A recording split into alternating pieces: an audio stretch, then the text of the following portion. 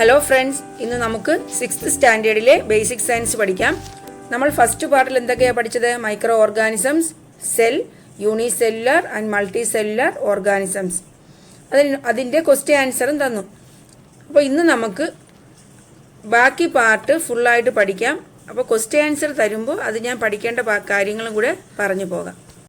കഴിഞ്ഞ ക്ലാസ്സിൽ നമ്മൾ പറഞ്ഞു നിർത്തിയത്, ഒരു ചൈൽഡ് വളരുമ്പോൾ ആ കുട്ടിയുടെ വളർച്ചയ്ക്ക് അനുസരിച്ച് സെല്ല് വളരുകയല്ല ചെയ്യുന്നത്. പിന്നെ എന്താ, സെൽ മെച്യൂരിറ്റി എത്തുമ്പോൾ സെല്ല് ഡിവൈഡ് ചെയ്ത് അതിൻ്റെ സെല്ലിൻ്റെ നമ്പർ ഇൻക്രീസ് ചെയ്യും. അങ്ങനെയാണ് നമ്മുടെ ബോഡി വളരുന്നത്. അപ്പോൾ അതിനൊരു എക്സ്പെരിമെൻറ്റ് പറഞ്ഞിട്ടുണ്ടായിരുന്നു. എന്താണ്? Write an experiment to find out whether the cells grow when the child grows. ഒരു എക്സ്പെരിമെൻറ്റ് തന്നിരുന്നാൽ ആദ്യം നമ്മൾ എന്ത് ചെയ്യും? എയിം എഴുതും, അല്ലേ? എയിം എന്താണ്? എന്താണോ നമ്മളോട് കണ്ടുപിടിക്കാൻ പറയുന്നത് അതാണ് എയിമായിട്ട് എഴുതേണ്ടത്. ഇവിടെ എന്തെഴുതാം? To find out whether the cells grow when the child grows. അതിനെന്തൊക്കെ മെറ്റീരിയൽസ് ആവശ്യമുണ്ട്? Materials required: microscope, slide, pure water, methylene blue stain, 2 new tooth brushes, cover glass. മനസ്സിലായല്ലോ? ഇത്രയും കാര്യങ്ങളാണ് ആവശ്യമുള്ളത്. ഇതിൽ മൈക്രോസ്കോപ്പ്, സ്ലൈഡ് എന്താണ്? നമുക്ക് മൈക്രോസ്കോപ്പിലൂടെ ഒബ്സർവ് ചെയ്യേണ്ട സെല്ല് വെക്കേണ്ട സ്ലൈഡാണ്, ഗ്ലാസ് സ്ലൈഡാണ് സ്ലൈഡ് എന്ന് പറയുന്നത്. മെത്തിലീൻ ബ്ലൂ സ്റ്റെയിൻ എന്താ? നമ്മളൊരു സെല്ല് അല്ലെങ്കിൽ മൈക്രോസ്കോപ്പിലൂടെ ഒരു വസ്തുവിനെ നോക്കുമ്പോൾ നമുക്ക് ആ പാർട്സ് എല്ലാം ക്ലിയർ ആയിട്ട് കാണണമെങ്കിൽ എന്താണ്? അതിൽ കളർ ചെയ്യണം. കളർ ഉണ്ടെങ്കിൽ നമുക്ക് എല്ലാ പാർട്ടും വ്യക്തമായിട്ട് കാണാൻ പറ്റും. അപ്പോൾ ഒബ്സർവ് ചെയ്യേണ്ട വസ്തുവിനെ കളർ ചെയ്യാൻ ഉപയോഗിക്കുന്ന കളറിങ് ഏജന്റാണ് എന്തോന്ന്? Methylene blue stain. സ്റ്റെയിൻ എന്ന് വെച്ചാൽ കളറാണ്.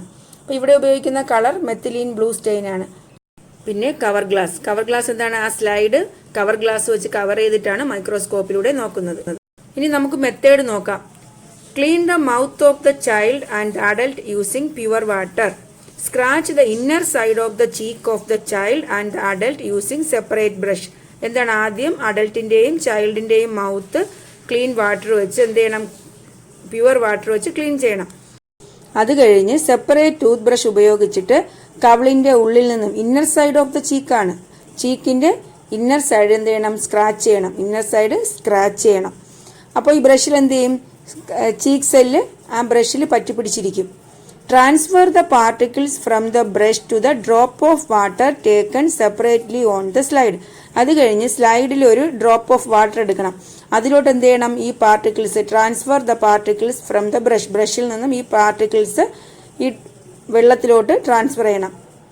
ടച്ച് ചെയ്താൽ മതി, ബ്രഷ് ടച്ച് ചെയ്താൽ മതി. Spread it properly and add a droplet of stain. എന്നിട്ട് ഈ വെള്ളം എന്ത് ചെയ്യണം? ഗ്ലാസ് സ്ലൈഡിൽ സ്പ്രെഡ് ചെയ്തിട്ട് ഒരു ഡ്രോപ്പ് സ്റ്റെയിൻ ഒഴിക്കുക. അപ്പോൾ എന്ത് ചെയ്യും? ആ വെള്ളം സ്റ്റെയിനിൻ്റെ നിറാകും. Cover properly with the glass cover. അത് കഴിഞ്ഞ് എന്ത് ചെയ്യണം? ഗ്ലാസ് കവർ കൊണ്ട് കവർ ചെയ്യുക.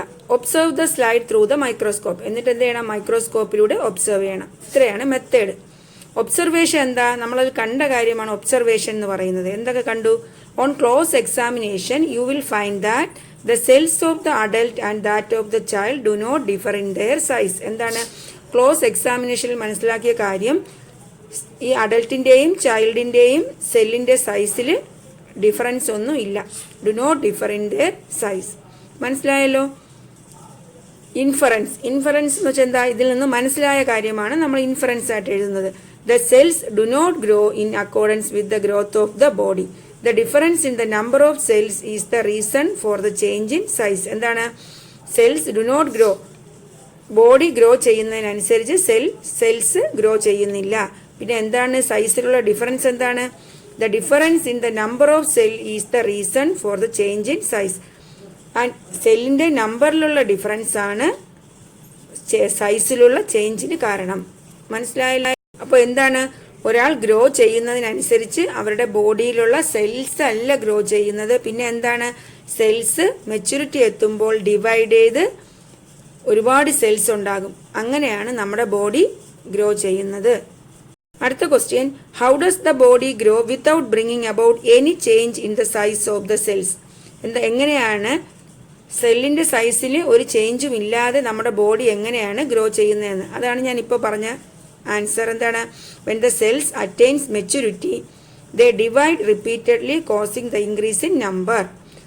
ഒരു സെല്ല് മെച്യൂരിറ്റി എത്തുമ്പോൾ, വളർച്ച എത്തുമ്പോൾ അത് ഡിവൈഡ് ചെയ്ത് ആ സെൽസിൻ്റെ നമ്പർ കൂടി വരും. നമ്പർ എങ്ങനെ കൂടും? ഡിവൈഡ് ചെയ്ത് 2 ആകും, പിന്നെ 2 4 ആകും, അങ്ങനെ ഡിവൈഡ് ചെയ്ത് അതിൻ്റെ നമ്പർ കൂടും. ആ പ്രോസസ്സ് കണ്ടിന്യൂ ചെയ്യുമ്പോൾ നമ്മുടെ ബോഡി ഗ്രോ ചെയ്യും. അടുത്ത question, is the shape of all the cells in A human body the same as that of cheek cells? നമ്മുടെ ഹ്യൂമൻ ബോഡിയിലെ എല്ലാ സെൽസും ചീക്ക് സെൽസിനെ പോലെയാണോ, സെയിം ആണോ? അതിൻ്റെ ആൻസർ നോ, അല്ല. കാരണം എന്താ? Blood cells, muscular cells, nerve cells ഇതിനൊക്കെ ഡിഫറൻറ്റ് സ്ട്രക്ചറും ഷേപ്പുമാണ്. മനസ്സിലായോ? പലതരത്തിലുള്ള സെൽസുകളാണ് blood cells, muscular cells, nerve cells ഒക്കെ. ഇവ ഓരോന്നിനും ഡിഫറൻറ്റ് സ്ട്രക്ചറും ഷേപ്പുമാണ് ഉള്ളത്. അപ്പോൾ അതിൻ്റെ ആൻസർ എങ്ങനെ പറയാം? No, blood cells, muscular cells, nerve cells etcetera are different in their structure and shape. അടുത്ത ക്വസ്റ്റ്യൻ എന്താ? Observe the diagrams of the following cells given below and write their names. എന്താണ്? താഴെ തന്നിരിക്കുന്ന പിക്ചർ ഒബ്സർവ് ചെയ്തിട്ട് അത് ഏത് സെല്ലാണെന്ന് എഴുതാനാണ്, അതിൻ്റെ പേര് എഴുതാൻ. ഏതൊക്കെയാണ് നമുക്ക് നോക്കാം. ഫസ്റ്റ് ഏതാ? ബ്ലഡ് കോർപ്പസിൽസ് ആണ്. എന്താണ്? ബ്ലഡ് സെല്ലാണ്, ബ്ലഡ് കോർപ്പസിൽസ്. രണ്ടാമത്തത് എപ്പിത്തീലിയൽ സെൽസ് ആണ്, എപ്പിത്തീലിയൽ സെൽസ്. അടുത്തത് ഏതാ? Muscle cells. നാലാമത്തത് ന്യൂറോൺ. ന്യൂറോൺ നെർവ് സെല്ലാണ്, നെർവ് സെല്ലാണ് അല്ലെങ്കിൽ ന്യൂറോൺ. അടുത്ത question, structure of an animal സെല്ലാണ്. എന്താണ്? ഒരു അനിമൽ സെല്ലിന്റെ സ്ട്രക്ചർ എഴുതാനാണ്. അപ്പോൾ നമ്മൾ എന്ത് ചെയ്യണം? ഒരു അനിമൽ സെൽ വരയ്ക്കണം. ഒരു അനിമൽ സെൽ വരച്ച് ലേബൽ ചെയ്ത് ആ ഓരോ പാർട്ടിന്റെയും ഫംഗ്ഷൻ എഴുതണം. അപ്പോൾ നിങ്ങൾ നോക്കൂ എന്തൊക്കെയുണ്ട്? Cell membrane, cytoplasm, nucleus. Animal സെല്ലിന്റെ പാർട്സ് ഏതൊക്കെയാ? Cell membrane, cytoplasm, nucleus. അതിൽ സെൽ മെംബ്രെയിൻ എന്തിനാ? സെൽ മെംബ്രെയിൻ എന്ന് പറയുന്നത് കവറിംഗ് ഓഫ് ദ സെല്ലാണ്. എന്താണ്? Covering of the cell. Cytoplasm എന്താ? The matrix filled inside the cell membrane. Cell മെംബ്രെയിനകത്ത് ഫില്ല് ചെയ്തിരിക്കുന്ന മാട്രിക്സ് ആണ്, fluid part of the cell, fluid പാർട്ടാണ്. ന്യൂക്ലിയസ് എന്താ? Nucleus is the centre of the cell. It controls all the activities of the cell. Structure എഴുതാൻ പറയുമ്പോൾ ഇത്ര എഴുതിയാൽ മതി. എന്തൊക്കെയാണ്? Cell membrane, covering of the cell. Cytoplasm എന്താണ്? The matrix filled inside the cell membrane. Nucleus എന്താ? Nucleus is the centre of the cell. It controls all the activities of the cell. അപ്പൊ ഇതിന്റെ ആൻസർ മനസ്സിലായല്ലോ. അടുത്ത question, the important parts of animal cell. ഈ animal സെല്ലിന്റെ important parts ഏതൊക്കെയാ? നമ്മൾ നേരത്തെ ക്വസ്റ്റ്യനിൽ പറഞ്ഞു, nucleus, cytoplasm and cell membrane. അടുത്ത question, the important part of the cell which controls all the activities of the cell. സെല്ലിന്റെ ആക്ടിവിറ്റീസിനെ എല്ലാം കൺട്രോൾ ചെയ്യുന്ന പാർട്ട് ഏതാ? ന്യൂക്ലിയസ്. അടുത്ത question, the cell is enclosed by the cell membrane.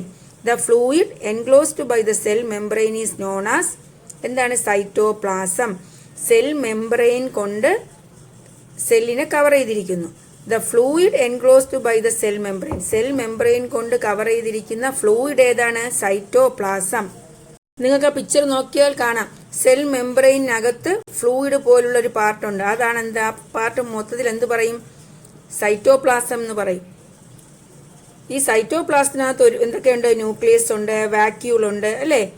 Nucleus, vacuoles ഒക്കെ ഈ സൈറ്റോപ്ലാസത്തിലാണ് വരുന്നത്. സൈറ്റോപ്ലാസം എന്ന് പറയുന്നത് മെംബ്രെയിനകത്തുള്ള ഫ്ലൂയിഡ് പാർട്സ് എല്ലാം, അതിനകത്താണ് ഈ ന്യൂക്ലിയസും വാക്യൂളും ഒക്കെ വന്നിരിക്കുന്നത്. ഈ ന്യൂക്ലിയസ്, വാക്യൂൾ അതുപോലെ സൈറ്റോപ്ലാസത്തിനകത്ത് കാണുന്ന പാർട്സിനെ സെൽ ഓർഗനൽസ് എന്ന് പറയും. എന്താണ്? Cell organelles. ഈ ഓരോ ഓർഗനൽസിനും ഓരോ ഫംഗ്ഷൻ ആണുള്ളത്. Each organelle has its specific function. അടുത്ത question, observe the above diagrams. What are the similarities and differences between white corpuscles and cells of the cheek? ഈ ഡയഗ്രാംസ് തന്നിരിക്കുന്ന ഡയഗ്രാംസ് നോക്കിയിട്ട് അതിലുള്ള സിമിലാരിറ്റീസും ഡിഫറൻസസും പറയാനാണ് പറയുന്നത്. ഈ സെൽസ് ഏതൊക്കെയാണ്? വൈറ്റ് കോർപ്പസിലും ചീക്ക് സെല്ലും ആണ്, അല്ലെ? White corpuscle and cheek cell. അപ്പോൾ നമുക്ക് ആൻസർ നോക്കാം. White corpuscles and the cells from the cheek contain cell membrane, cytoplasm and nucleus. രണ്ട് സെൽസിലും എന്തൊക്കെയുണ്ട്? Cytoplasm, cell membrane and nucleus. But the nucleus of the white corpuscle is bigger than that of the cell of the cheek. അപ്പോൾ ഒരു വ്യത്യാസം എന്താണ്? White കോർപ്പസിലിന്റെ nucleus എന്ന് പറയുന്നത് cheek സെല്ലിന്റെ ന്യൂക്ലിയസിനേക്കാളും ബിഗ്ഗർ ആണ്. But the nucleus of the white കോർപ്പസിൽ is bigger than that of the cheek cell. ഇനി plant cell related questions ആണ്. Write the structure of A plant cell. ഒരു പ്ലാന്റ് സെല്ലിന്റെ സ്ട്രക്ചർ ചോദിച്ചാൽ നമുക്ക് എങ്ങനെ എഴുതാം? In plant cells the cell membrane is enclosed by a double-walled membrane called cell wall. The cell wall is made up of cellulose. Like animal cell, plant cell has cytoplasm, nucleus and vacuole. Plant cell contains an important component called chlorophyll. It is essential for photosynthesis. Plant cellil cell മെമ്പറൈനെ cover ചെയ്തുകൊണ്ട് ഒരു double walled membrane ഉണ്ട്. എന്താണ് അതിൻ്റെ പേര്? Cell wall. Cell wall എന്താണ്? Cell മെമ്പറൈനെ cover ചെയ്ത് കാണുന്ന ഡബിൾ വാൾഡ് മെമ്പറൈനാണ്. ഈ സെൽ വാൾ നിർമ്മിച്ചിരിക്കുന്നത് സെല്ലുലോസ് കൊണ്ടാണ്. അനിമൽ സെല്ലിനെ പോലെ പ്ലാന്റ് സെല്ലിനും സൈറ്റോപ്ലാസം, ന്യൂക്ലിയസും വാക്യൂളും ഉണ്ട്. പിന്നെ പ്ലാന്റ് സെല്ലിൽ ഒരു ഇമ്പോർട്ടൻറ്റ് പാർട്ടുണ്ട്. ഏതാണ്? ക്ലോറോഫിൽ അടങ്ങിയ chloroplast. Chlorophyll is essential for photosynthesis. Plant cells മനസ്സിലായല്ലോ. പ്ലാന്റ് സെല്ലിലും അനിമൽ സെല്ലിലും എന്തൊക്കെയുണ്ട്? Cytoplasm, nucleus and vacuole. എന്നാൽ പ്ലാന്റ് സെല്ലിൽ മാത്രമുള്ള പാർട്ട് ഏതാ? ക്ലോറോപ്ലാസ്റ്റും സെൽ മെംബ്രെയിനും. അടുത്ത question, or all the plant cells similar? എല്ലാ പ്ലാന്റ് സെൽസും ഒരുപോലെയാണോ? ആൻസർ എന്താ? നോ.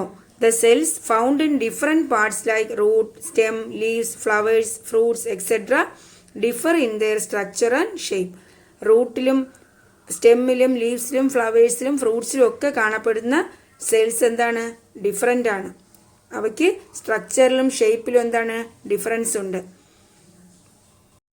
അടുത്ത question, compare the diagram of the plant cell and animal cell, write the common differences.